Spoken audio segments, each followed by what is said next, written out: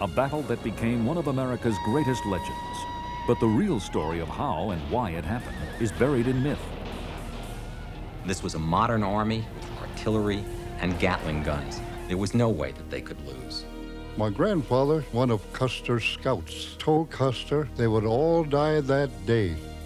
Last Stand at Little Bighorn, tonight on The American Experience.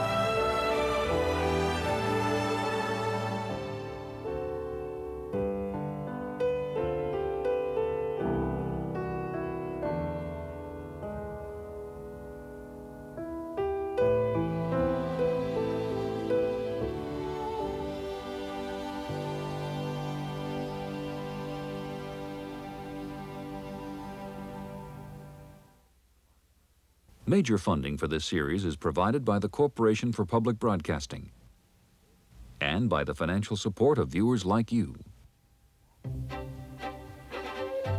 Corporate funding for the American Experience is provided by Aetna. For more than 135 years, a part of the American Experience. Good evening and welcome to the American Experience. I'm David McCullough. It happened on June 25, 1876, in central Montana, by a river called the Little Bighorn. 5 troops of the 7th U.S. Cavalry, including their flamboyant commander, George Armstrong Custer, were wiped out by an overwhelming force of Sioux and Cheyenne warriors. By the standards of modern warfare, it wasn't much, yet the Custer Massacre has been the subject of more popular interest, more myth-making, than almost any event in our history. Nor is the fascination an American phenomenon only. Every summer in Montana, thousands of foreign tourists descend on the battlefield. Tonight's film is an attempt to sort out what happened by drawing on accounts from both sides. Last Stand at Little Bighorn is the work of producer Paul Steckler and of writer James Welch, who is a Native American. For a long time, it was commonly said that there were no survivors of the Custer battle, an observation that in itself indicates how very one-sided were most versions of the story. There were, of course, hundreds of survivors, Sioux and Cheyenne, and the renditions of combat you'll see here were all drawn 100 years ago by just such veterans, recording what happened as they remembered it.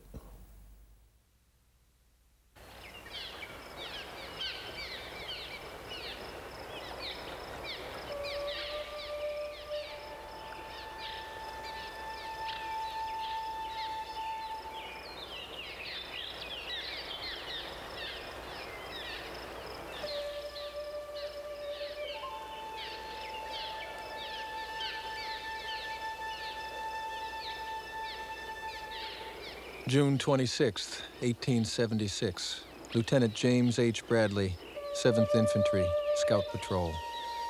We entered a valley cut by a dry creek, and here came upon the fresh tracks of ponies.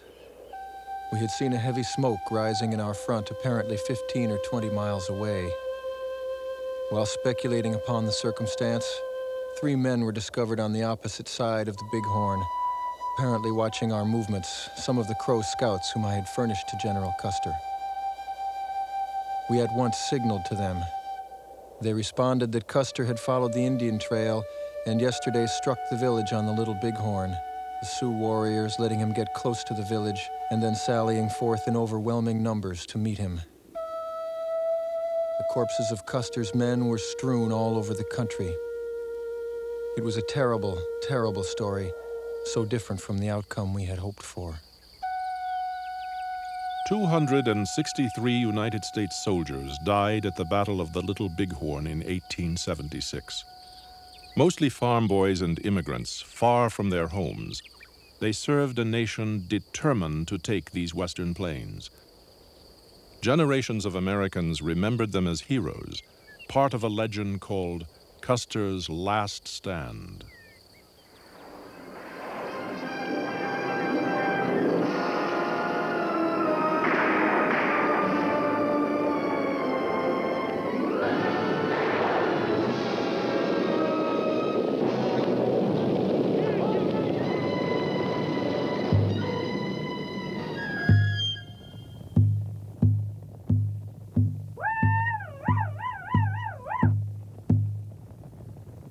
But for native peoples, who remembered this battle in stories, songs, and ledger art, the last stand had a different meaning. The Indian was in the way of what they term as progress. We were an obstacle to the progress of the nation. And because we were an obstacle, we had to be removed.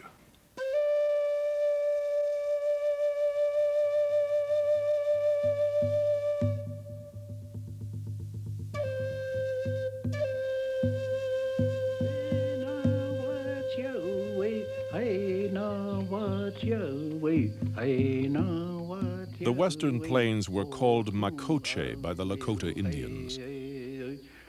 This was land they had fought to win, and they would fight to keep it.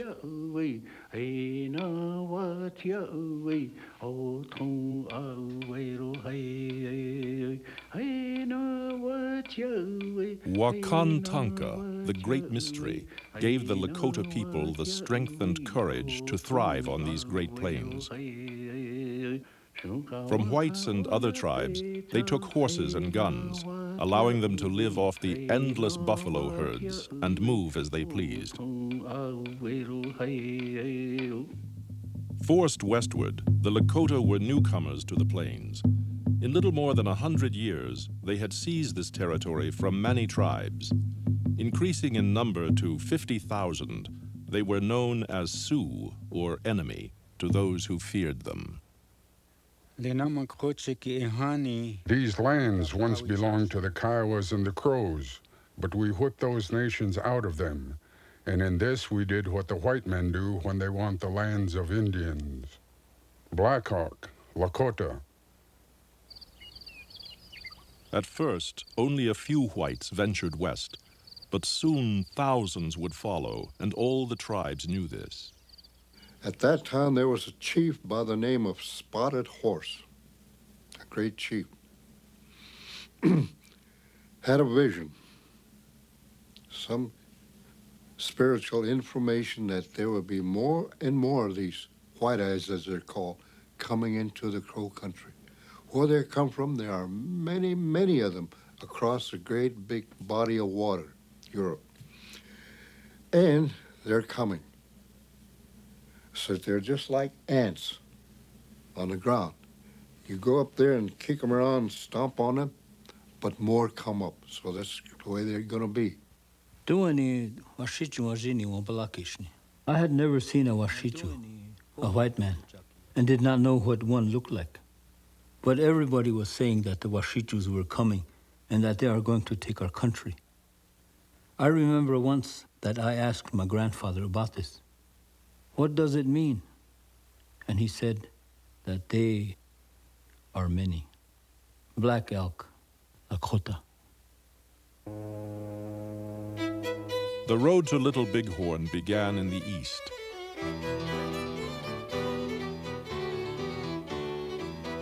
Thousands of immigrants were pouring into New York by the 1860s, more arriving every year than there were Indians on the entire northern plains. Over 1 million people crowded the city. Work was scarce, and many looked west. One of them was a young German immigrant. My dad was Charles A. Windolf, and he was one of the last living survivor of the Custer expedition, and he died in 1950. To escape conscription into the Prussian army, the 18-year-old Windolf fled to America, nearly penniless. I was about the greenest thing that ever hit New York. I couldn't talk more than a dozen words of English, and I had exactly $2.50 in money. Finally, an old man who talked German told me to join the army and learn English. The wealthiest men in America were also looking to the West and its vast resources. They began to build railroads and accumulate land, and their newspapers sold the people on an image of a West full of adventure and opportunity.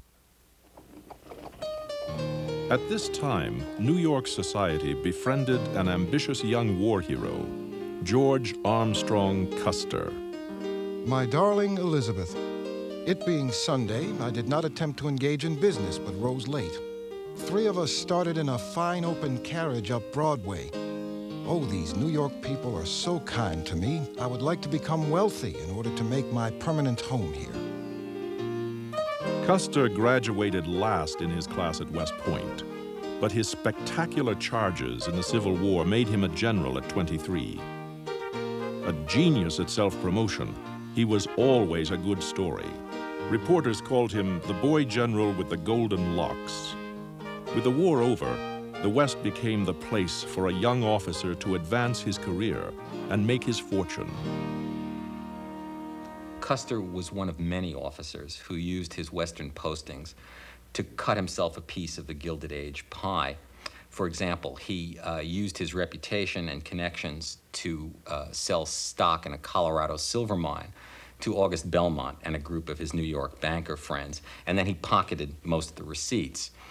He also had an arrangement with the Good Enough Horseshoe Company to sell horseshoes to the cavalry, even though, as the salesman for the company admitted, these horseshoes were probably not quite good enough. The discovery of gold kicked off a rush of whites through Lakota territory. The Bozeman Trail to Montana cut through the heart of Indian hunting grounds. By 1866, 10,000 miners combed the hills outside Virginia City. They came from everywhere, and many came to stay.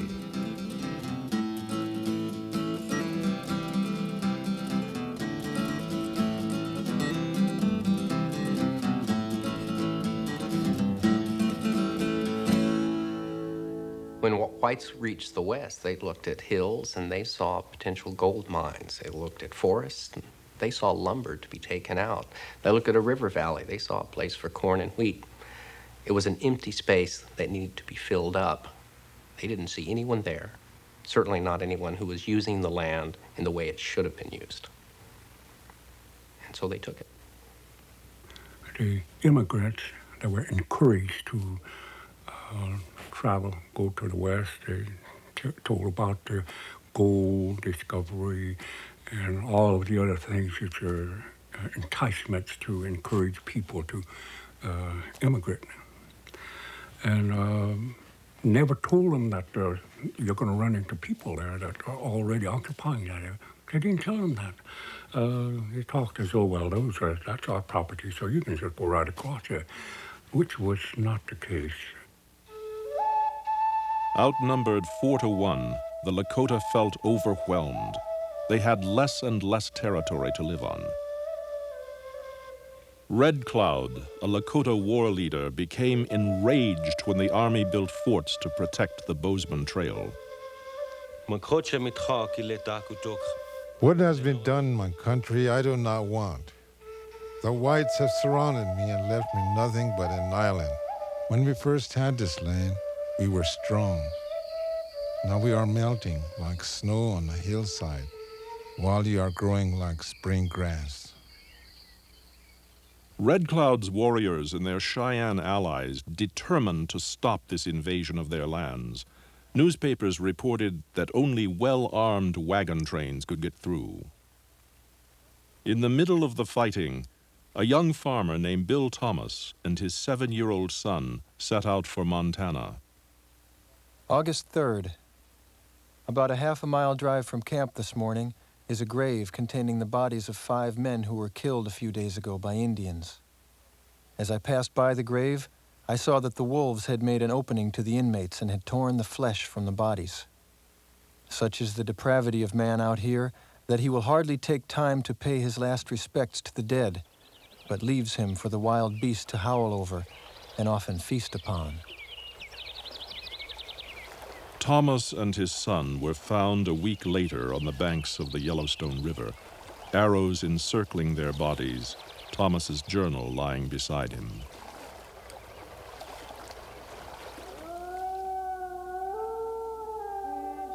In the winter of 1866, the Lakota and Cheyenne attacked the United States Army. Captain William Fetterman, who boasted he could defeat the entire Sioux Nation with a single company, was ambushed and all 80 of his men killed. The decoys who had lured the soldiers to their deaths included a young Lakota warrior named Crazy Horse. Crazy Horse never allowed anyone to photograph him. The only likenesses of him are drawn in native ledger books.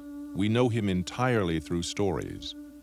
Traditional history tells us that he can ride in front of a line of soldiers, and they can all take a pot shot at him, and no bullet will touch him. And he'd make 3 passes.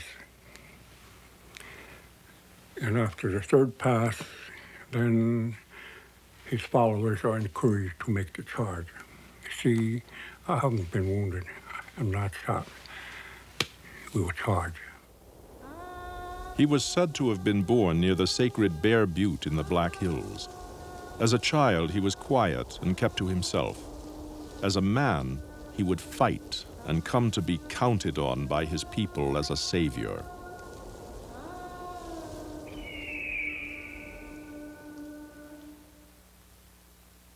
After the Lakota closed the Bozeman Trail, 4 generals and a senator went west to negotiate.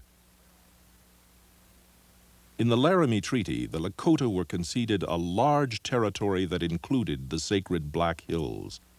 For a time, whites would stop traveling these northern plains, but the leader of the Peace Commission, General William Tecumseh Sherman, warned that this peace was only temporary. The white men are increasing in numbers and power, and if they make up their minds, they will come to these plains as thick as grasshoppers, and they will kill you all. And we, as your friends, want you to do what we know is best. Learn the white man's ways. Thousands of people bypassed Lakota territory, taking the new railroads across the plains. The government granted millions of acres of free land to the railroads.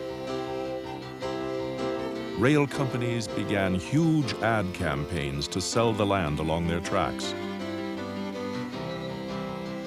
Whole towns from Europe were resettled on the plains by railroad agents. The Indian source of food was being wiped out. Passengers booked trips west to shoot buffalo, and buffalo tongues became a delicacy in eastern restaurants. William Cody, soon to appear on the New York stage as Buffalo Bill, was being paid $500 a month to supply buffalo meat to railroad crews. General Philip Sheridan, commander of the Western Army, wrote, "Let them kill, skin, and sell until the buffalo is exterminated, as it is the only way to bring lasting peace and allow civilization to advance."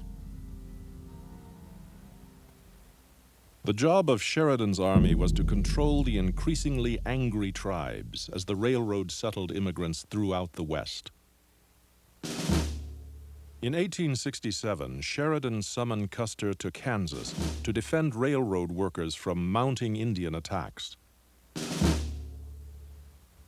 Custer was an ardent believer in the United States' right to claim the West, and that the Army was the advance column of manifest destiny. Westward, the star of empire takes its way. Countless throngs of immigrants cross the Mississippi and Missouri rivers, selecting homes in the rich and fertile territories lying beyond. Each year, this tide of immigration advanced toward the setting sun, enlarging the limits of civilization.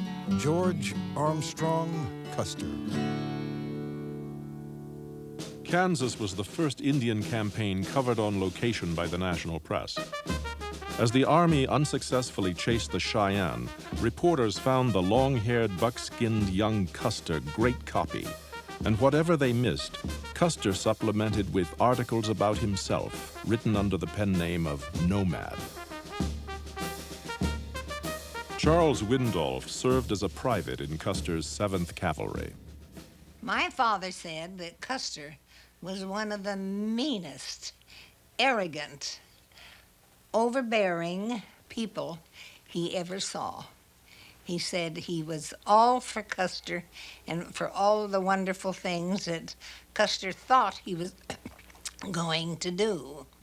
He said that he didn't care anything about the men, or he said he didn't pay any attention even if we didn't have anything to eat.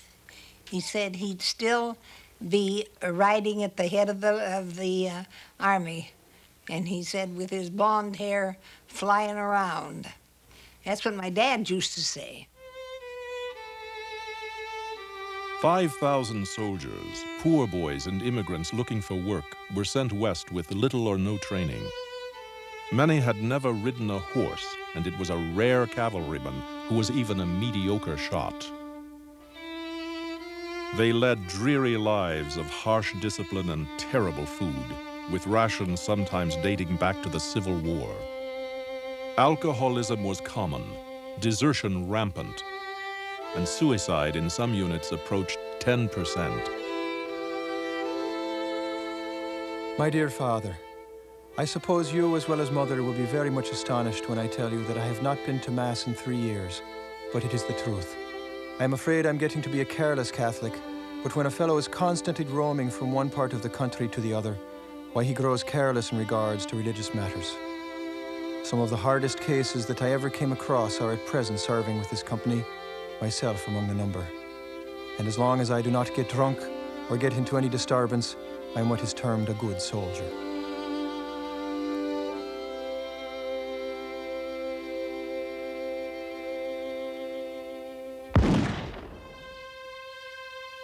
In late November 1868, Custer attacked a Cheyenne village on the Washita River.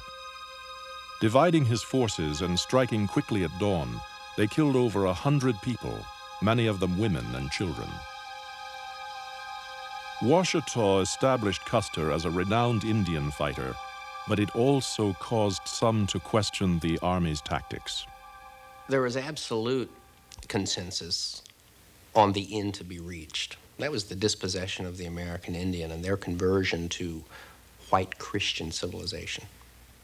But there was no consensus whatsoever on the means to be employed to achieve this great conversion. The Army wanted to use force, but the humanitarians and most of the American people felt that there had to be a better way. The government's solution now was to confine all Plains Indians to reservations. Once there, they became totally dependent on government agents who were often indifferent or corrupt. The poor Indians are starving. We kill them if they attempt to hunt, and if they keep within the reservation, they starve. But Congress makes no provision, of course, and nothing is done. I wish Congress could be impeached. General William Tecumseh Sherman. They're trying to tame us, our grandfathers. It's hard for them to do this because when you catch some kind of an animal, you want to tame it, but you're going to have a hard time to do this. Same way, same order. Much death, much serious, fearful deed happened in those early times. A national cry to take Indian lands grew louder when the economy collapsed in the Panic of 1873. Desperate to avoid bankruptcy, railroad owners needed even more settlers to buy their lands. Speaking through the newspapers they controlled, they demanded that all Indians be removed. The American people need the country the Indians now occupy, and many of our people are out of employment. The masses need some new excitement. An Indian war would do no harm, for it must come sooner or later.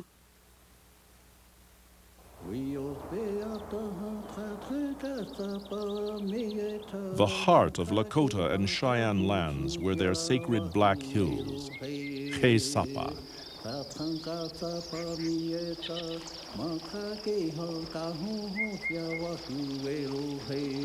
Though they had lived here for a little over a century, the Lakota had come to see the Black Hills as the place where they had entered the world, following the buffalo out onto the plains.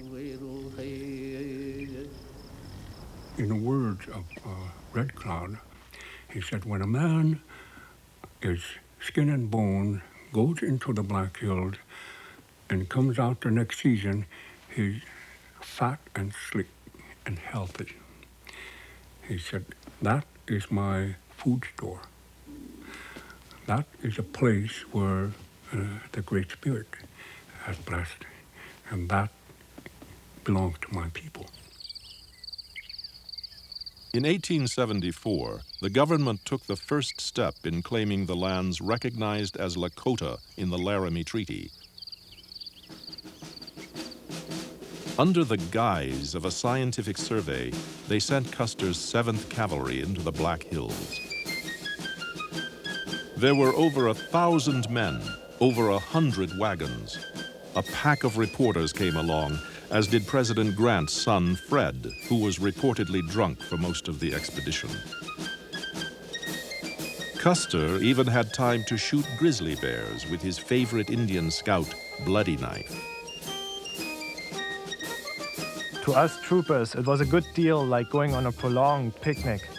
We'd make great campfires, and almost every evening there'd be a band concert. General Custer was mighty proud of our 7th Regiment band, and they'd never failed to play the regiment's own song, Gary Owen. On the nights when the moon was out and the stars cracking in the sky, it was something to stretch out before a big, open log fire and listen to the music. Private Charles Windorf. The expedition was a great success. Custer was front-page news. He had led his soldiers deep into rich and fertile territory where whites had never ventured before. And in the heart of the Black Hills, he had discovered gold. Within 1 year, 11,000 miners moved into the hills.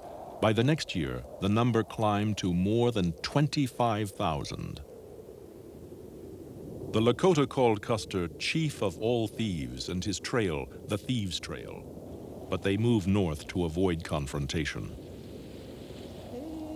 It was said that Crazy Horse, grieving over the death of his only daughter from cholera, disappeared for weeks at a time into the hills. Each time, dozens of lone miners were found killed, an arrow in the ground by their bodies. President Grant's administration determined to buy the Black Hills, but the reservation chiefs would not agree on a price. Far from the reservation, a Lakota chief named Sitting Bull refused to negotiate. Disgusted, he proposed they get a scale and sell the earth by the pound. The whites may get me at last, but I will have good times till then. You are fools to make yourselves slaves to a piece of fat bacon. Sitting Bull and his band of Lakota, the Hunkpapas, defied all government edicts. Sitting Bull never signed a treaty. He thought the best way to deal with the Wasichus was to avoid them.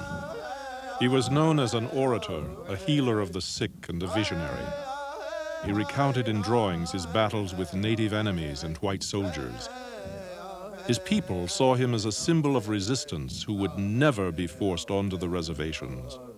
When I was a boy, the Lakota owned the world. The sun rose and set on their land. What treaty has the white man ever made with us they have kept? Not one. Soon, Grant and Sheridan decided to end the Indian problem on the Great Plains once and for all.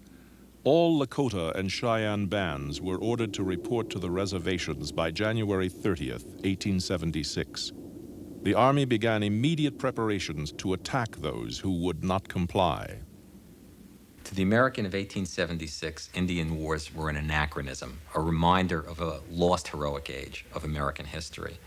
The Gilded Age New Yorker knew about Indians from reading dime novels or from watching Buffalo Bill or some other stage performer boot them around a Broadway stage. The idea that breech-clouded savages could stand in the way of progress or stand up to the U.S. cavalry would have struck most of them as absurd. This was a modern army with repeating rifles, artillery, and Gatling guns. There was no way that they could lose. Custer wrote his brother Tom, "I think the 7th Cavalry may have its greatest campaign." He booked a speaking tour in anticipation of a triumphant return. In the early spring, something extraordinary happened. large numbers of Lakota people began to leave the reservation. Fearing the Army's approach, they traveled towards Sitting Bull and Crazy Horse's camp in Montana, and their numbers grew to perhaps 10,000.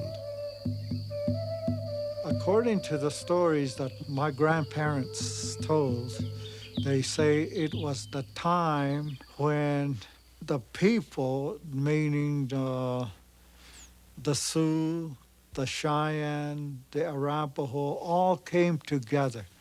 They had a word for it. And that means they all came together.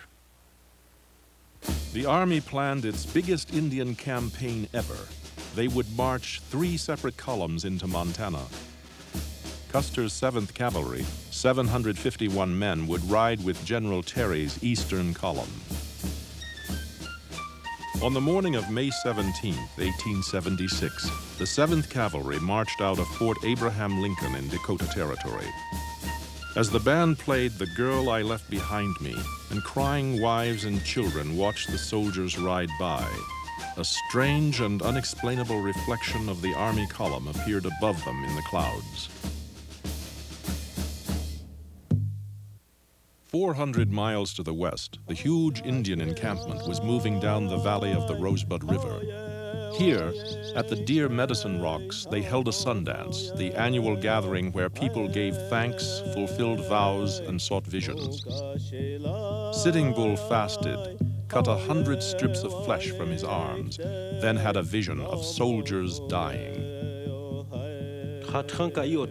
Sitting Bull heard a voice from above saying, "I give you these because they have no ears." He looked up and saw soldiers on horseback coming down like grasshoppers, with their heads down and their hats falling off. They were falling right into our camp. Soon after, scouts reported that soldiers were approaching from the south. Crazy Horse led 1,000 warriors in an all-day attack, forcing General Crook's column to retreat. Unaware of the defeat, the northern columns decided to send Custer's 7th Cavalry ahead. He was to locate the Indians, then wait for reinforcements. The last words of Custer's commander were, "Now, Custer, don't be greedy. Leave some for us." We were in Indian country now.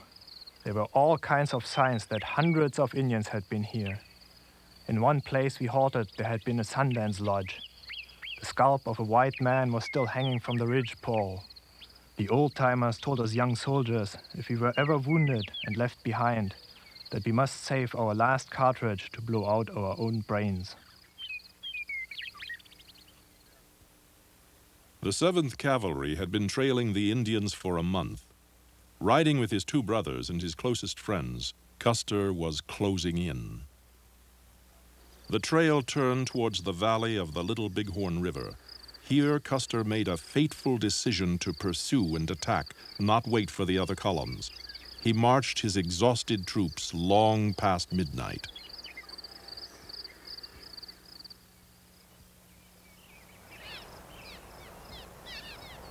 Among those in the Lakota and Cheyenne camps, it was said that flocks of birds over the Little Bighorn that dawn darkened the sky.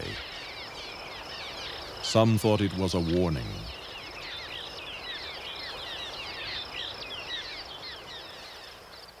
"20 miles to the east, Custer's Indian scouts were leading him through territory they knew well. Their people had been driven from this land by the Lakota. Now they were eager to see Custer defeat their old enemies. My grandfather was called White Man Ransom, and he was one of the scouts serving directly under General Custer at the time. Early in the morning of June 25th, White Man Ransom and the other Crow scouts climbed a high bluff. From there, they saw signs of an immense encampment in the distance and pointed it out to Custer. And he pulled out his binoculars and looked around all over and shook his head, said, "No camp there. They're there." So he looked again, he still was not convinced that there was a camp there, but put his telescope back, said, all right, said, we'll go find out. Repeating the tactics that had been successful at Washita, Custer divided his men into 3 groups. Major Marcus Reno, with just 174 men, was to cross the Little Bighorn and charge. Captain Frederick Bentine's command would skirt to the south to prevent any Indian escape. Custer and barely 200 soldiers would attack from the north. All were eventually to meet down in the valley. They didn't know what they were going to get into when they come back up to meet Custer. They were supposed to meet Custer on the battlefield. And he was going to have all the glory. And it just didn't work that way. Just didn't come out that way. Major Reno began his charge at the southern end of the village that stretched for miles along the river, hidden by the trees. One officer galloped ahead, calling out, 30 days furlough to the man who gets the first scalp.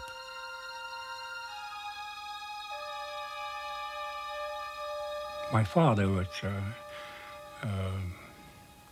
sitting down to breakfast on that morning, and his mother began to dish out they had a central pot from which they were fed.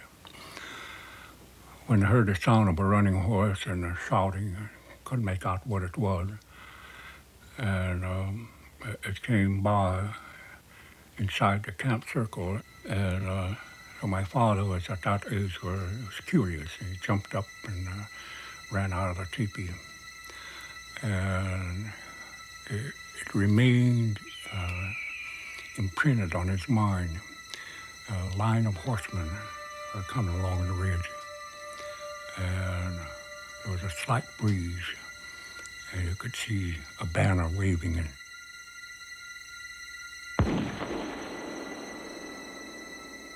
You could hear a sound of the rifle firing. You could hear the sound of, he said, like angry bees going around him. Some kind of plucked his shirt. Reno's soldiers formed a skirmish line and fired into the village. Hundreds of warriors raced towards the attack. Terrified women and children ran for their lives. Sitting Bull, now too old to fight, prayed to the Great Spirit. Wooden Leg, a Cheyenne, joined those rushing to meet Reno's charge. We could hear old men calling, "Soldiers are here, young men, go out and fight them." More and more of our people kept coming. Thousands of arrows were falling. As the Lakota and Cheyenne pressed in, a shot hit Bloody Knife in the head, splattering his brains on Major Reno's face. Reno panicked. He led a disorganized retreat back across the river. The stragglers and wounded were clubbed from their horses. Others, not hearing any commands, were left behind. A third of Reno's men were now killed, wounded, or missing. Downriver, Custer was unaware of Reno's route.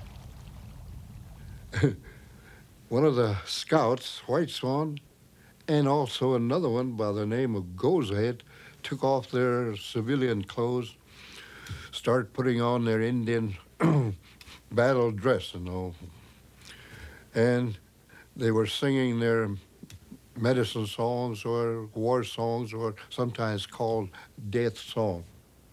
The scouts told Custer they would all die that day. My grandfather was one of Custer's scouts, and he taught me his war song.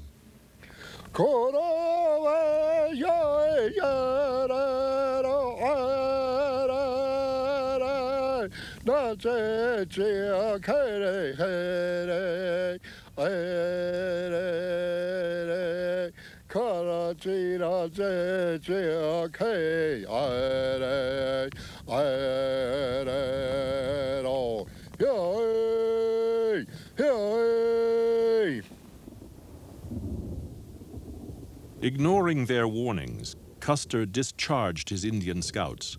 But he needed more men to attack. He scrawled an order for reinforcements and sent it back to Benteen. Benteen, come on. Big village, be quick. Bring packs. P.S. Bring packs. Benteen's men were slowly making their way towards the village when the message reached them. They soon came upon the besieged remnants of Reno's command and went no further. Deploying his men over a long sloping ridge above the river, Custer waited for Benteen's reinforcements. The weary soldiers rested in the afternoon heat, their rifles in their laps. Hundreds of Indians, hidden by the tall grass, began to ford the river and creep towards the soldiers.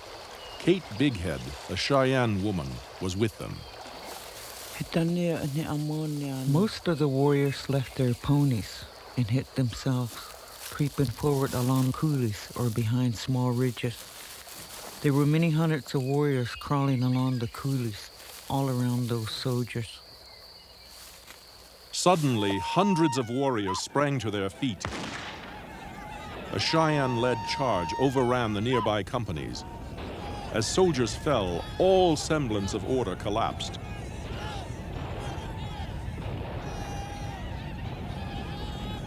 Crazy Horse led hundreds of Lakota and Cheyenne up the other side of the ridge. A Cheyenne warrior, Two Moons, fought at his side. The whole valley was filled with smoke. We circled around them, swirling like water around a stone. It took about as long as it takes for a hungry man to eat his dinner. My grandfather, who was 15 years old at the time, as he stood there and watched, he says it reminded him of like a whole flock of magpies swarming over a hill, going round and round. Terrified soldiers ran towards Custer's position. Indian accounts described chasing them down like buffalo. On the top of the last hill, a small group of 50 men was overwhelmed. Under a rain of arrows, they were unable to stand or fire. Warriors who had crept close to them began to call out that all of the white men were dead. All of us then jumped up and rushed forward.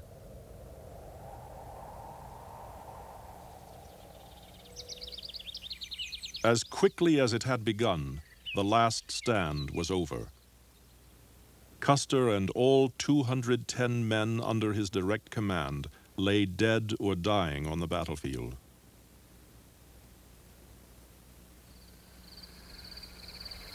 Four miles to the south, Benteen and Reno's command was besieged on a high hill.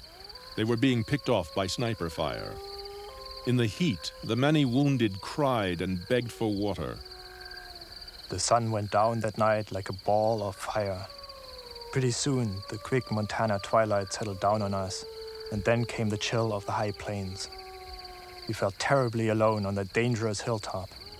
Across the river and down below in the valley, we could see great fires and hear the steady rhythm of Indian tom-toms beating for their wild victory dances. And where was Custer? What had happened to him? Why had he abandoned us?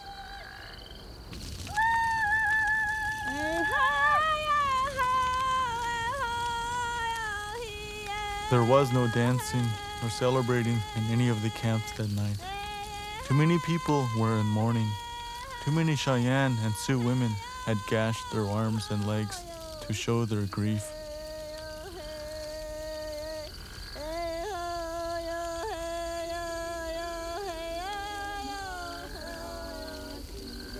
Fort Abraham Lincoln, June 25th, Elizabeth Custer. Our little group of saddened women, borne down with one common weight of anxiety, sought solace together in the old hymns. All were absorbed in the same thoughts. Indescribable yearning for the absent, an untold terror for their safety. At that very hour, the fears that our tortured minds had portrayed in imagination were realities, and the souls of those we thought upon were ascending to meet their Maker.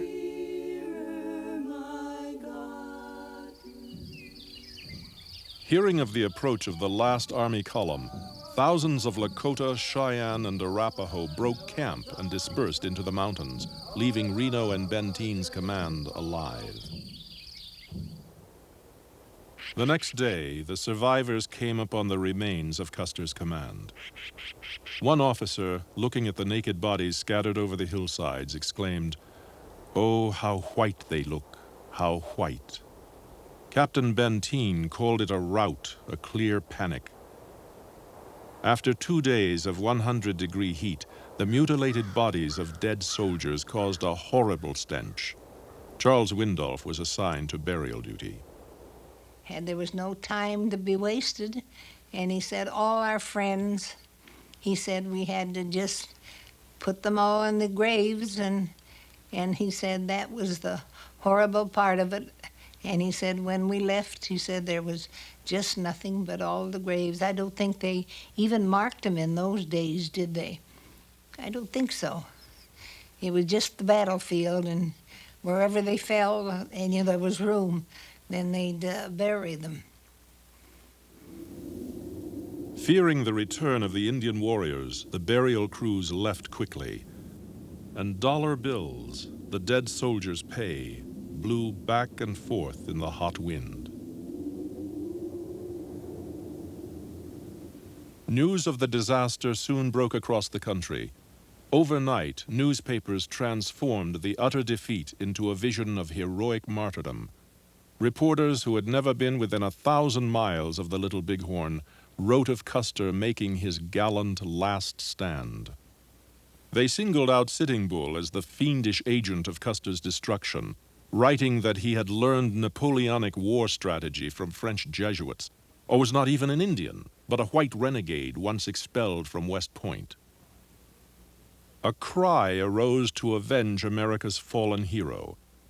The Chicago Tribune wrote, "It is time to quit this Sunday school policy and exterminate every Indian who will not remain upon a reservation."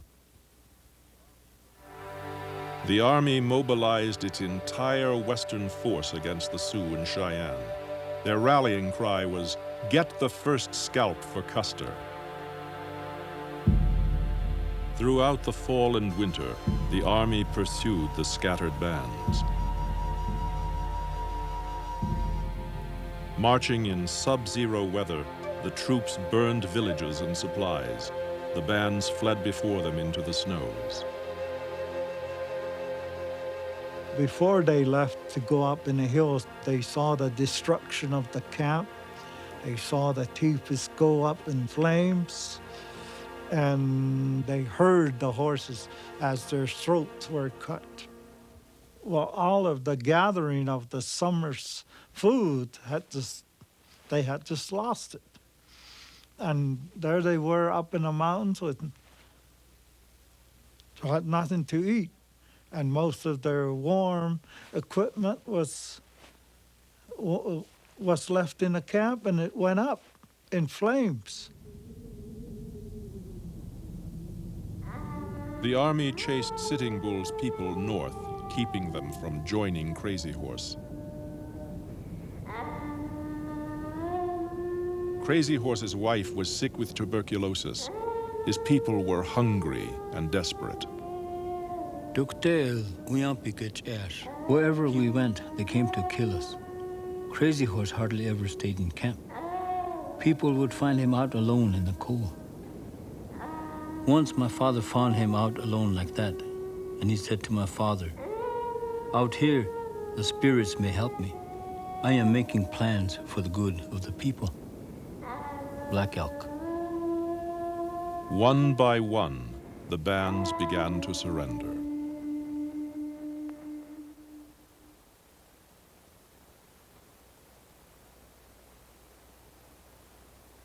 The following May, Sitting Bull crossed the border into Canada.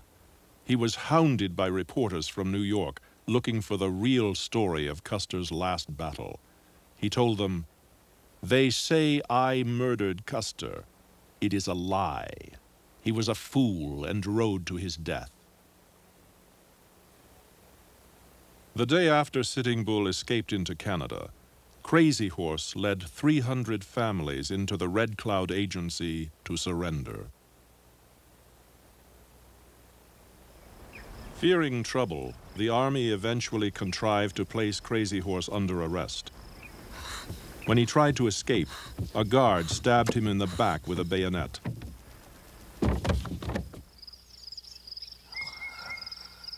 Later that night, Crazy Horse died. Over the years, people seek his last resting place, but no one knows. There were visitors to my father when I was still a young boy that told that those who had fled with his body and buried him took a blood oath. No one would ever tell his last resting place under pain of death. And no one has told. Many people who fought alongside Crazy Horse lived to pass their stories on. But whites wrote the history. The Little Bighorn quickly became Custer's story. Within months, 4 plays about Custer were being staged in New York City alone. A 12 by 32-foot poster of Custer surrounded by hundreds of Indians, misdrawn with Zulu shields and Mohawk headdresses, was printed by the Anheuser-Busch Brewery and hung above the bar in most taverns and saloons in America. It was Buffalo Bill's Wild West show, featuring The Last Stand as its dramatic climax, that brought Custer's legend to its widest audience. And Custer was killed thousands of times before thousands of people nightly across Europe and America. Even Custer's young widow went to see her husband's last stand. Dear Mr. Cody, I always thank you from my heart for all that you have done to keep my husband's memory green. You have done so much to make him an idol among children and young people. Sincerely, Elizabeth Custer. Elizabeth Custer outlived her husband by 57 years. Almost penniless in 1876, after all of Custer's bad investments, she wrote 3 bestsellers about her late husband that helped build his myth. When she finally passed away in 1933, she had fulfilled all his New York fantasies, living on Park Avenue and dying with a fortune of over $100,000.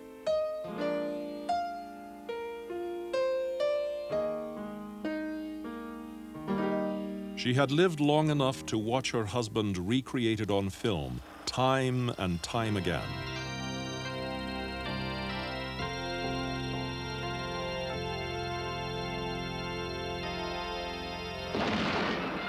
Custer's Last Stand. Few images are as strongly etched in the American imagination. A century after his death, Custer is no longer a hero to a nation troubled by its treatment of native people. Yet our image of his last stand persists.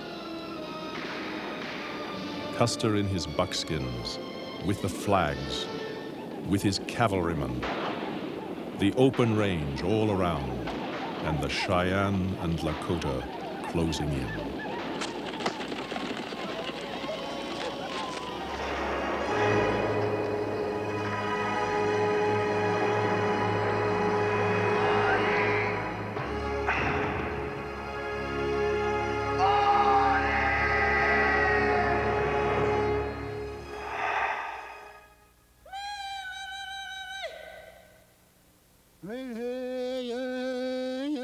But for the Plains Indians who fought there, the memories were different. The fight with Custer was just one of many battles that led to the theft of their lands. Their own history told of warriors who died to defend their country. Through the hard years that followed, their stories and songs kept the history alive. And they still remember. Crazy Horse, be courageous. The people still depend on you. You have only one life to live. Ni e chao he na ke no la ya welo hey ho.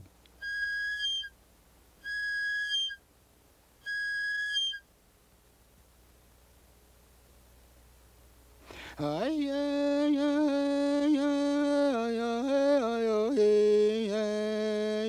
hey way hey hey hey hey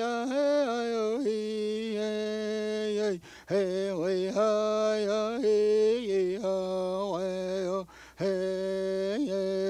way hey hey way hey hey hey tra tranca iota que con plechia yo o ya te que he watching ya pelo hey ni cho he no que no la ya welo hey oh.